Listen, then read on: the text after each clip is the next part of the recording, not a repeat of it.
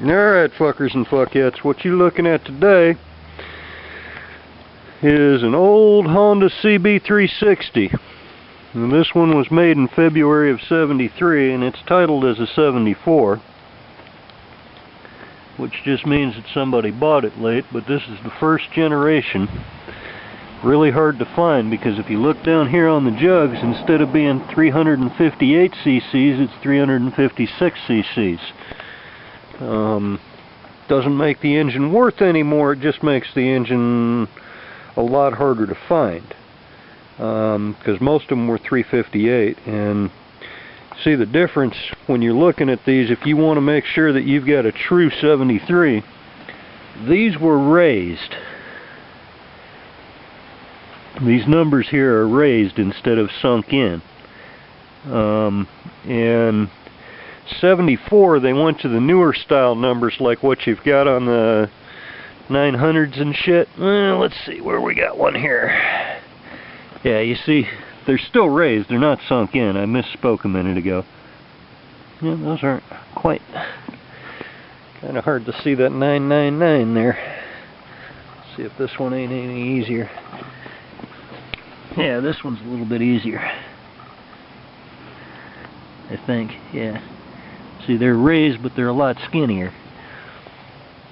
And that's what they went to from '74. License has been applied for ever since this thing was purchased in 1980 something. But who gives a shit? It don't go on the road anyway. Dennis had brought this over. I'd got all the parts out, and I'm all ready to work on a CB200, and he dug this fucker out, and this fucker's a goddamn CB360. I guess he can't tell the difference, but fuck it, we're gonna make it run and get the hell out of here anyway. Pretty neat old bike. I gotta drain the tank, drain the oil, all that happy shit. Clean the carbs, you know, the usual routine. Should get somebody about 100 miles to the gallon when I'm done. I got a set of Axle coils for it. 140404s are what you use on these. You don't use the 140403s. And I'm hiding it. I'm keeping it looking stock. I just put on brand new plug wires.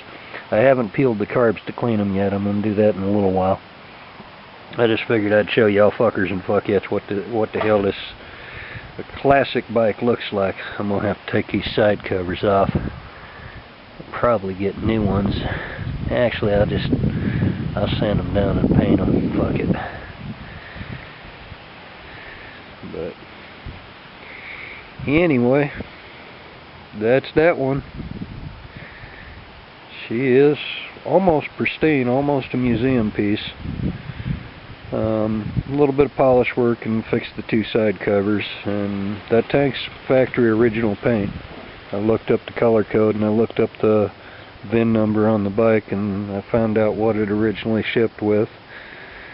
And